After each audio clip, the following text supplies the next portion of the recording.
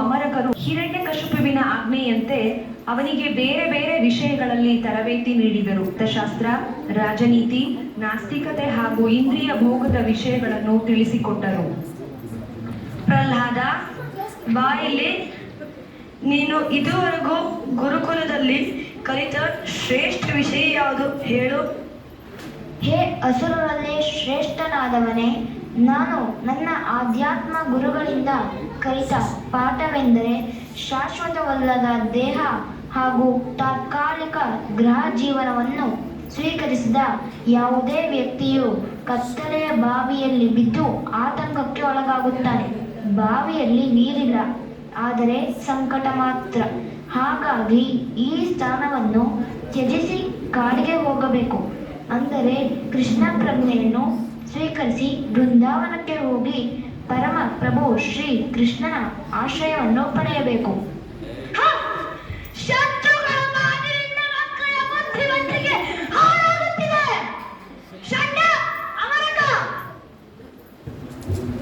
ಹೇಳಿ ಮಹಾಪ್ರಭುಗಳೇ, ನೀವು ಪ್ರಹ್ಲಾದನನ್ನು ವೈಷ್ಣವರ ಪ್ರಭಾವದಿಂದ ದೂರ ಇರಿಸಿ ಅವನನ್ನು ರಕ್ಷಣೆ ಮಾಡಿ ಕರೆದುಕೊಂಡು ಹೋಗಿ ಇವನನ್ನು. ಆಗಲಿ ಮಹಾಪ್ರಭುಗಳೇ.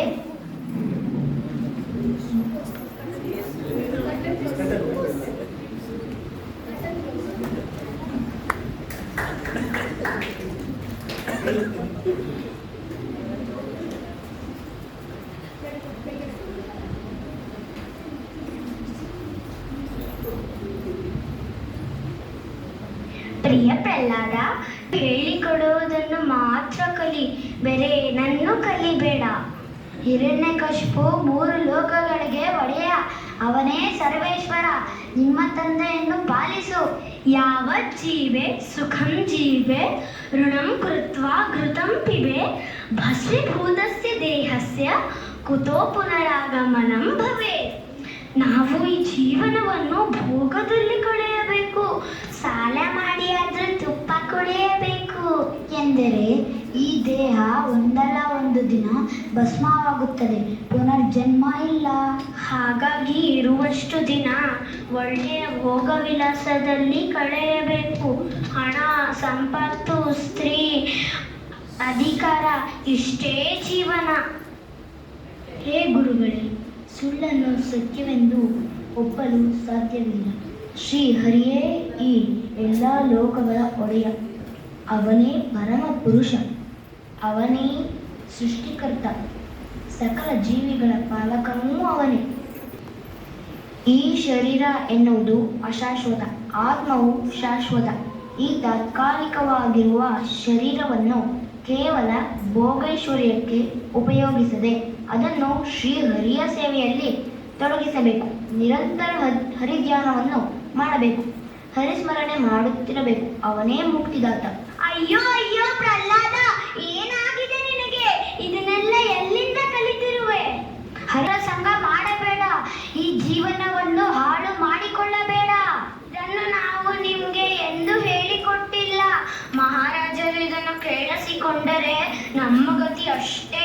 ದಯವಿಟ್ಟು ನಾವು ಹೇಳುವುದನ್ನು ಮಾತ್ರ ಕೇಳು. ಹಿರಣ್ಯಕಶಿಪು ಸರ್ವೇಶ್ವರ, ಅವನೇ ಸರ್ವಲೋಕಗಳ ಪರಿಪಾಲಕ. ನಿಮ್ಮ ತಂದೆಯನ್ನು ಒಪ್ಪಿಕೋ, ಇಲ್ಲದಿದ್ದರೆ ನಮ್ಮೆಲ್ಲರ ಶಿರಚ್ಛೇದನ ಖಚಿತ.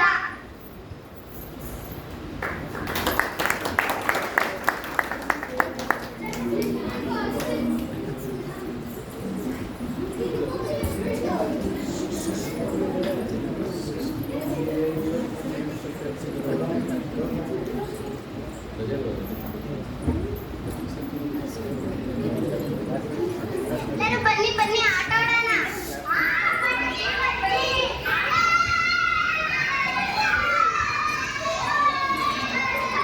ಬನ್ನಿ ಪ್ರಹ್ಲಾದ, ಏನ್ ಮಾಡ್ತಿದ್ದೇನೆ ನೋಡೋಣ. ಓಂ ವಿಷ್ಣುದೇವಾಯ ನಮಃ. ಓಂ ವಿಷ್ಣುದೇವಾಯ ನಮಃ. ಓಂ ವಿಷ್ಣುದೇವಾಯ ನಮಃ. ಪ್ರಹ್ಲಾದ, ಏನ್ ಮಾಡ್ತಿದ್ಯಾ? ಬಾ ಆಟ ಆಡೋಣ. ನಾನು ಹರಿಯನ್ನು ಮಾಡುತ್ತಿದ್ದೇನೆ. ಹರಿಸ್ಮರಣೆ ಅಂದ್ರೆ ಏನು ಪ್ರಹ್ಲಾದ? ಕೌಮಾರಂ ಆಚರೇತ್ ಪ್ರಾಜ್ಞೋ ಧರ್ಮಾನ್ ಭಾಗವತಾನಿಹ ದುರ್ಲಭಂ ಮಾನುಷಂ ಜನ್ಮ ತದಪ್ಯಧ್ರುವಮರ್ದದಂ. ಯಾರು ಬುದ್ಧಿವಂತರಾಗಿರುವರು ಅವರು ತಮ್ಮ ಮನುಷ್ಯ ಜನ್ಮವನ್ನು ಬಹಳ ಪ್ರಾರಂಭದಿಂದಲೇ ಭಗವಂತನ ಭಕ್ತಿ ಸೇವೆಗೆ ಉಪಯೋಗಿಸಬೇಕು. ಬಾಲ್ಯದಿಂದಲೇ ಭಗವಂತನ ಭಕ್ತಿಯನ್ನು ಆರಂಭಿಸಬೇಕು. ಬೇರೆ ಎಲ್ಲ ಚಟುವಟಿಕೆಗಳಲ್ಲಿ ತೊಡಗುವುದನ್ನು ಬಿಡಬೇಕು. ಇದರಿಂದ ನಮ್ಮ ಮಾನವ ಜನ್ಮವು ಪರಿಪೂರ್ಣವಾಗುತ್ತದೆ. ಶ್ರವಣಂ ಕೀರ್ತನಂ ವಿಷ್ಣು ಸ್ಮರಣಂ ಪಾದ ಸೇವನಂ ಅರ್ಚನಂ ವಂದನಂ ಧ್ಯಾಸ್ಯಂ ಸಾಖ್ಯಂ ಆತ್ಮನಿವೇದನಂ. ನಮ್ಮ ಜೀವನವನ್ನು ಕೇವಲ ಊಟ, ನಿದ್ದೆ, ಭೋಗ, ಆಟಗಳಲ್ಲಿ ಸಮಯ ವ್ಯರ್ಥ ಮಾಡಬಾರದು. ಹರಿನಾಮ ಸ್ಮರಣೆಯನ್ನು ಮಾಡಬೇಕು. ಹರಿನಾಮ ಸ್ಮರಣೆ ಅಂದ್ರೆ ಏನು ಪ್ರಹ್ಲಾದ? ಬನ್ನಿ, ನಾನು ಹೇಳಿಕೊಡುತ್ತೇನೆ. ನಾವೆಲ್ಲರೂ ಹರಿನಾಮ ಸಂಕೀರ್ತನೆಯನ್ನು ಮಾಡೋಣ. ಹರೇ ಕೃಷ್ಣ ಹರೇ ಕೃಷ್ಣ ಕೃಷ್ಣ ಕೃಷ್ಣ ಹರೇ ಹರೇ ಹರೇ ರಾಮ ಹರೇ ರಾಮ ರಾಮ ರಾಮ ಹರೇ ಹರೇ.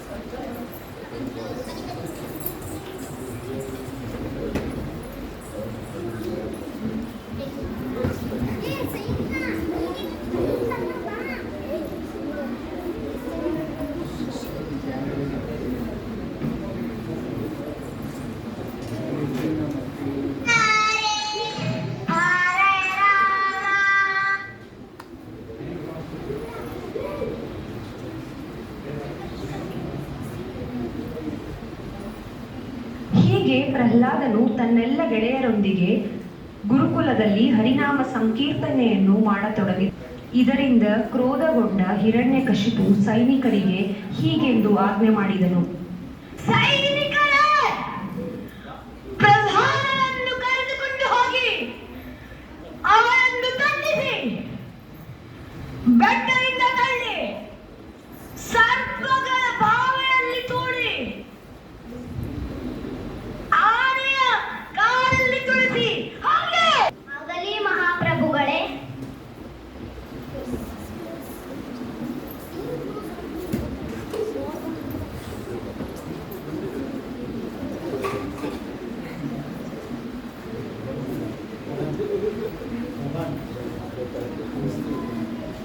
ಹಿರಣ್ಯಕಶಿಪುವಿನ ಆಜ್ಞೆಯಂತೆ ಸೈನಿಕರು ಅವನನ್ನು ದಂಡಿಸಲು ಪ್ರಯತ್ನಿಸಿದರು. ಆದರೆ ಅವು ವಿಫಲವಾದವು. ಆದಾಗ್ಯೂ ಶ್ರೀಹರಿಯ ಮೇಲಿನ ವಿಶ್ವಾಸ ಅಲುಗಲಿಲ್ಲ. ಅವನ ಹರಿಸ್ಮರಣೆಯು ಮುಂದುವರಿಯಿತು. ಮಹಾರಾಜರೇ, ನೀವು ಹೇಳಿದಂತೆಯೇ ಪ್ರಹ್ಲಾದನಿಗೆ ದಂಡ ವಿಧಿಸಲು ಪ್ರಯತ್ನಿಸಿದೆವು. ಆದರೆ ಎಲ್ಲದರಲ್ಲೂ ವಿಫಲವಾದೆವು. ಈ ಪ್ರಹ್ಲಾದನನ್ನು ನಾನೇ ದಂಡಿಸಬೇಕು. ನನ್ನ ಕೈಯಲ್ಲಿ ಇವನ ಸಾವಿದೆ. ಇವನ ಅಂತ್ಯವನ್ನು ನಾನೇ ಮಾಡಬೇಕು. ಸೈನಿಕರೇ, ಅವನನ್ನು ಕೈ ಬನ್ನಿ.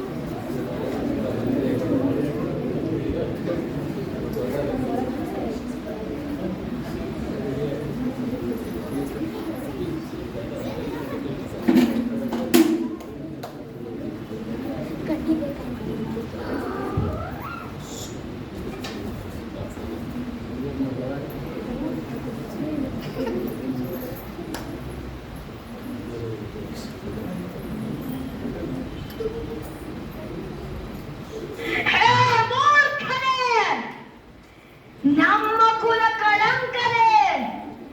ಹಿಂದೆ ನಾನು ನಿನ್ನನ್ನು ಯವಲೋಕಕ್ಕೆ ಕಳಿಸುವೆ. 3 ಲೋಕಗಳು ನನ್ನ ಗರ್ಜನೆಯನ್ನು ಕೇಳಿ ಕಂಪಿಸುತ್ತವೆ.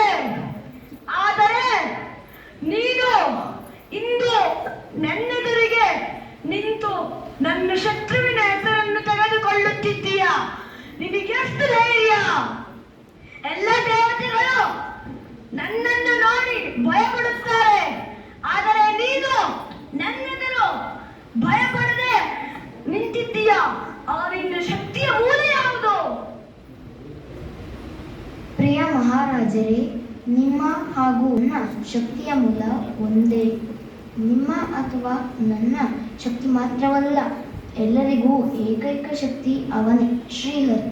ಅವನಲ್ಲದೆ ಯಾರೂ ಯಾವುದೇ ಶಕ್ತಿಯನ್ನು ಪಡೆಯಲು ಚರ ಅಚರ ಹಾಗೂ ಬ್ರಹ್ಮನೂ ಸೇರಿದಂತೆ ಎಲ್ಲರೂ ಪರಮಾತ್ಮನ ಶಕ್ತಿಯಿಂದ ನಿಯಂತ್ರಿಸಲ್ಪಡುತ್ತಾರೆ. ಹೇ ತಂದೆ, ಶ್ರೀಹರಿಯು ಯಾರ ವೈರಿಯೂ ಅಲ್ಲ, ಯಾರ ಶತ್ರುವೂ ಅಲ್ಲ. ಅವನು ಸಕಲ ಜೀವಿಗಳ ತಂದೆ. ಅವನನ್ನು ತಿರಸ್ಕರಿಸುವುದು ಮಹಾಪಾಪ. ನೀವು ಅವನ ಆಶ್ರಯವನ್ನು ತೆಗೆದುಕೊಳ್ಳಿ. ಅವನು ಮಹಾನ್ ಕರುಣಾಮಯಿ. ನಿಮ್ಮ ಎಲ್ಲ ತಪ್ಪುಗಳನ್ನು ಕ್ಷಮಿಸಿ ಅವನು ನಿನ್ನನ್ನು ಕಾಪಾಡುತ್ತಾನೆ. ಪ್ರಹ್ಲಾದ, ನೀನು ಅಸಂಬದ್ಧವಾಗಿ ಮಾತನಾಡುತ್ತಿರುವೆ. ನಾನು ನಿನ್ನ ರುಂಡವನ್ನು ಕತ್ತರಿಸುವೆ. ಆಗ ನಾನು ನೋಡುವೆ, ನಿನ್ನ ಶ್ರೀಹರಿಯು ನಿನ್ನನ್ನು ರಕ್ಷಿಸಲು ಬರುವನೆ. ನೀನು ಯಾವಾಗಲೂ ನನ್ನನ್ನು ಬಿಟ್ಟು ಕೇವಲ ಪರಮಾತ್ಮನನ್ನು ತಿಳಿದಿದ್ದೀಯ. ಎಲ್ಲರೇ ಸರ್ವವ್ಯಾಪಿ ಆಗಿರುವ ಆ ನಿನ್ನ ಹರಿಯಲ್ಲಿದ್ದಾನೆ. ಅವನು ಎಲ್ಲೆಲ್ಲಿ ಇದ್ದಾನೆ ಅಂದರೆ ಈ ಕಂಬದಲ್ಲಿ ನನ್ನೆದುರು ಏಕೆ ಇಲ್ಲ? ಈ ಕಂಬದಲ್ಲಿದ್ದಾನೆ. ಹೌದು ತಂದೆ, ಈ ಕಂಬದಲ್ಲಿಯೂ ಇದ್ದಾನೆ. ಈ ಕಂಬದಲ್ಲಿದ್ದಾನೆ. ಹೌದು ತಂದೆ, ಆ ಕಂಬದಲ್ಲಿಯೂ ಇದ್ದಾನೆ. ಆ ಕಂಬದಲ್ಲಿದ್ದಾನೆ. ಹೌದು ತಂದೆ, ಆ ಕಂಬದಲ್ಲಿಯೂ ಇದ್ದಾನೆ.